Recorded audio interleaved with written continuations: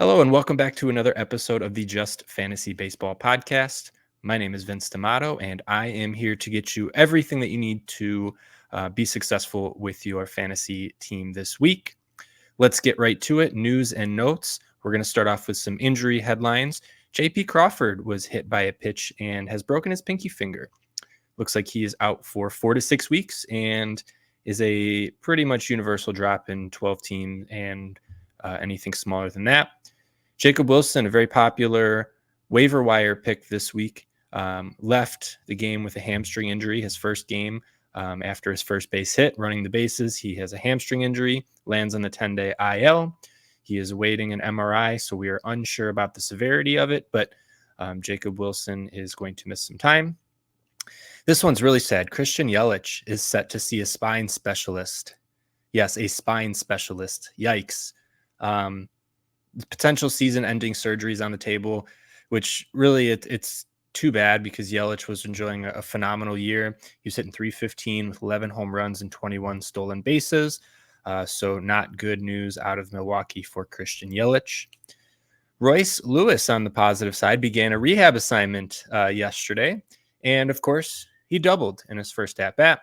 My question is, why does he get to run a second base? Why do you get a double? You should be stopping at first base no matter what. Looks like he's hoping to return to the Twins lineup this weekend for their weekend series. We'll see how long this one lasts, right? It feels like a ticking time bomb, but he is on his way back and should be back hopefully for the weekend. Last but not least, Clayton Kershaw is expected to pitch Thursday against the Giants. I'm assuming he's going to be handled with kid gloves and that the Dodgers are not going to let him go any longer than he needs to. They're just probably looking to ramp him up for the playoffs. And there's some moves that the Dodgers made that we'll talk about in a little bit that potentially has reason or merit as to why Kershaw can be handled with some kid gloves. So they got plenty of depth over there in LA. Moving on from the news and notes, we're going to talk about who's hot and who's not. My who's hot player for the week is a very popular pickup, and for obvious reasons, Tyler Fitzgerald, shortstop / outfielder for the San Francisco Giants, one of the hottest hitters in all of baseball, has 5 straight games with a home run. Don't see that very often, maybe unless your name is, well, I guess he didn't have 5 straight, but Lawrence Butler has also been scorching hot. I thought about throwing him on here, but that felt kind of cheesy. Tyler Fitzgerald, though, don't want to take anything away from him. He has been red hot. Again, 5 straight games with a home run. And just his last 7 days, he's hitting 636. I had to make sure I was looking at that right. Yes, 636 with a 714 on-base percentage. It's just over 14 plate appearances, though. But either way, he's been scorching hot. If you look at his season line, it still looks phenomenal. 322 average, 390 on base, 6 home runs, and 7 steals. He's a guy who has transitioned, been up and down, been platooned. At this rate, though, it looks like he could be forcing his way into the lineup. We'll see how that ends up turning, but it's hard to keep a guy who's hitting like that out of the lineup, especially San Francisco. There is some underlying numbers to watch. I'm not sure how it's going to swing yet. He is in the, when he qualifies, he doesn't have enough at-bats yet to qualify, but he's in the 100th percentile for sweet spot percentage. He is barreling the ball and hitting the sweet spot like no other. His average EV is a little low at 87.9, so that's something that we'd like to see higher and would give me more confidence if this was closer to 90 or above 90. I definitely would feel more confident and think his home run numbers are legit. It's hard to buy in at 87.9, but either way, it's happening, so ride it while you can. And last but not least for Tyler Fitzgerald, he has the 97th, or he's in the 97th percentile for sprint speed. So clearly the 7 stolen bases is not a fluke. He certainly has potential for fantasy goodness with, looks like, some pop, some steal potential, and he's even hitting for average. So Tyler Fitzgerald, popular pickup and absolutely deserving of some waiver wire consideration this week for any league size, 10s, 12s. Especially 10s, you want to ride the hot guys while you can, since there's going to be so many of them. Tyler Fitzgerald should be in your lineup until he cools off. Moving on to who's not. This one does hurt a little bit, but it is Mackenzie Gore, who has really struggled ever since mid-June, so about a full month now, a little over a month that Mackenzie Gore has not pitched well. His last good start was on June 14th, and if you look at the start on June 14th, everything was pointing up. He had 7 innings pitched, 1 earned run, 10 strikeouts. He looked phenomenal, but ever since then, it's kind of gone downhill, and his last 3 starts in particular have been ice cold. He's got a 12 walks to 11 strikeouts in those last 3 starts. He's given up 3, 4, and 5 earned runs in those 3 starts. Hasn't made it into the 5th inning, or out of the 5th inning, I should say. And it's just kind of crazy. This was a guy who was, being talked about in ace territory for a little while, maybe a low end ace, high end SP2 Mackenzie Gore. So it just goes to show pitching is fragile. He's a guy, again, we anticipated him being phenomenal when he first came up. He was a very highly touted prospect. Took him some time. Then, he finally figures it out. Doesn't look like that's the case. It looks like Mackenzie Gore still has some kinks to work through. Hopefully the next start will be a good one because I have a lot of shares of Mackenzie Gore. So it's been a tough road here over the last couple weeks. Moving on to buy low, sell high. We're going to look at a buy low first here, and that is a guy that I really like and have tooted a horn for a while. He just had to stay healthy, and he's finally doing it, and that's Jazz Chisholm for the Miami Marlins. And the reason why he's a buy low, I think, is because maybe he's not with the Miami Marlins come trade deadline time. I think now's the time to get in on Chisholm before he gets dealt, because if he does go to a team where counting stats can really push him up, I think he's going to go, because right now he's a top 120 player. I think if those counting stats are around him and available a little bit more, it absolutely catapults him into a top 75 player. He's already on his way to a 2030 season, and with a 250 average, you will absolutely take that. And other teams are going to want him, right? I mean, he's entering his 2nd year of arbitration. Miami would certainly like to sell high on a guy that has had some injury problems in the past. I'm buying in on Jazz Chisholm. I think you can definitely get him for a good deal, especially if you remind the owner of Jazz, hey, he does have injury history, right? Someone may want to get out from under him. I'm going to pounce if there is a discount because, again, power, speed, potential for counting stats. And I think if his numbers will only go up from here. I don't think he gets any worse. His underlying stuff doesn't look great, but it's in line with his previous years, and his approach is getting better. He's still hitting the ball hard. Jazz Chisholm is certainly a guy I'm still in on, and I think he's only getting better from here. Just looking at some of his last week in particular, he's been red hot the last 7 days, hitting 300 with a home run. So he's 6 for 20. We really like to see that. On the season, 251, like I said, 13 home runs and 21 stolen bases. So easy 2030 season from Jazz. Moving on to the sell high. If we're selling high, this one does hurt because everyone's kind of excited for this guy. I'm really excited to see this guy hopefully keep it together and put it together, but it does hurt my heart to say I am selling high on Victor Robles. If you've been following, Victor has been one of the hotter pickups in baseball over the last couple weeks.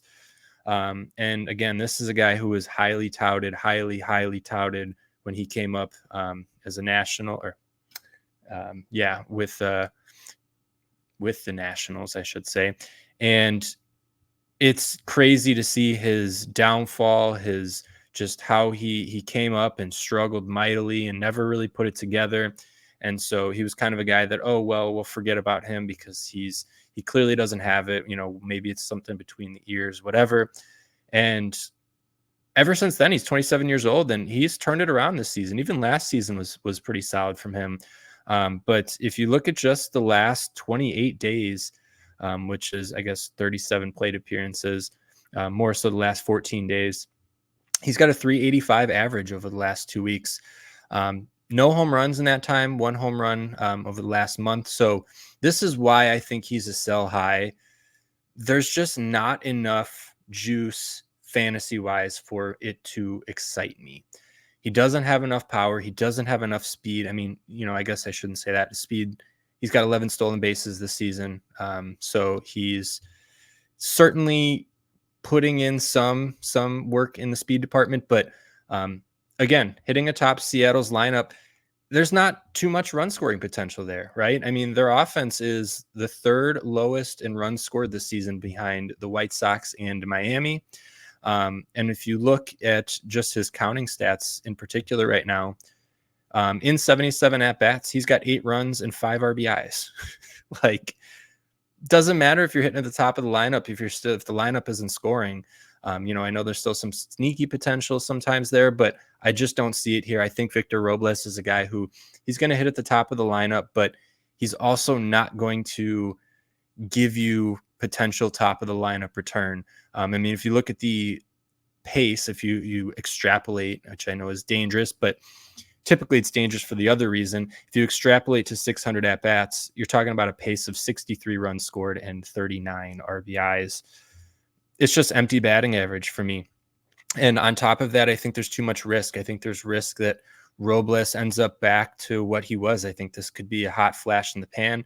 Not saying that it is, because his underlying stuff looks good, but when you consider the team context, you consider the lack of power and speed, I think you can sell Victor Robles high on, hey, this guy was a former, prospect pedigree, blue chip kind of guy. I think you can absolutely sell high and say, hey, maybe he's figured it out, and go from there. He had a steal tonight, so he does have 12 stolen bases now. I was just looking at his numbers. Again, just not enough juice there for me for Victor Robles. Finally, let's move on, last but not least, to the prospect report. Couple of prospects that are intriguing as they make their MLB debuts. First one, we mentioned Ozzie Albies' injury on Sunday, and someone who came up in a corresponding move when Ozzie went to the IL is Nacho Alvarez, an infielder for the Atlanta Braves. He came up with Ozzie going down, like I said. Ozzie fractured his wrist, and he's going to miss 8 weeks, so at least 8 weeks. So Nacho looks like he could be a guy for the foreseeable future if he works his way into the playing time. That's a big if. He's competing with Whit Merrifield right now, who had a stint with Philadelphia earlier this year. Philly was not happy. It wasn't working out, so they let him go.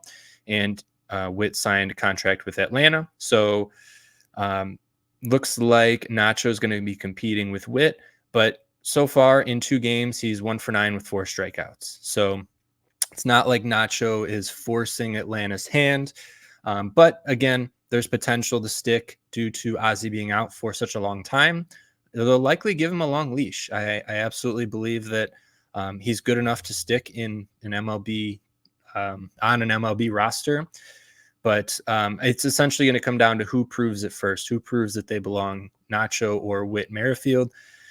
I like to lean Nacho. I think Alvarez has certainly the tools to do it.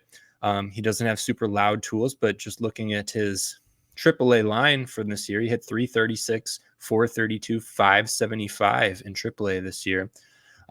So there's certainly potential for him to stick and be a good batting average, good source of some speed, some power, not a whole lot in either department, though. Maybe a top of the order hitter. He walked at a 12% clip, almost 13%, which was also phenomenal to see. He doesn't strike out. I think Nacho's got a better chance to stick than Whit. But that being said, it's always hard for some of these young guys to come up and, make an impact. We've seen that jump be much steeper for, even better prospects. So Nacho does have a chance, but we'll see how that plays out. Just keep him on your radar. Last but not least, or finally, for the prospects, River Ryan is a pitcher for the Los Angeles Dodgers who also made his MLB debut, and it was good, right? No earned runs. We like to see that in 5 innings. And it was kind of an odd situation because you see the Dodgers, they DFA'd James Paxton, which, not that Paxton was a stud by any means, and he wasn't, killing it, but he was certainly, I think, feasible or a good SP4, SP5, a depth piece for a lot of teams. I expect Paxton will be picked up very, very shortly once he is, talking to some teams. A lot of teams will be interested. But getting back to River Ryan, I think this shows the fact that Paxton wasn't a terrible pitcher by any means, and they still DFA him for River Ryan, to bring River Ryan up, I think that believes they believe in him. And so the Dodgers are an organization where if they believe in him, I'm going to believe in him. So I think there's good potential here for River to be an impact arm. I don't think he's ace material. He's got good strikeout numbers, decent control. I think he can settle as an SP3 long term. And I would assume maybe that's kind of how it shakes out here, maybe SP4 for this year. And I think it's likely that you get a mixed bag of results from River Ryan. You'll probably have some really good starts, some really bad starts. But like I mentioned earlier with Clayton Kershaw coming back, maybe they just felt like, okay, we can bring up River Ryan. We're getting Kershaw back. We'll have enough depth to make it work without Paxton. But again, just kind of shocked that the Dodgers went and did that. That is going to wrap up everything that I have for you guys, short and sweet. Just wanted to get all the info out to whoever needs it and whoever wants some help for their fantasy weeks. Please keep sending your mailbag questions. I'm answering some questions on Twitter too. If you have any lineup questions or, who start them, sit them, stuff like that. Happy to help. But until then, everybody, please take care. Thanks.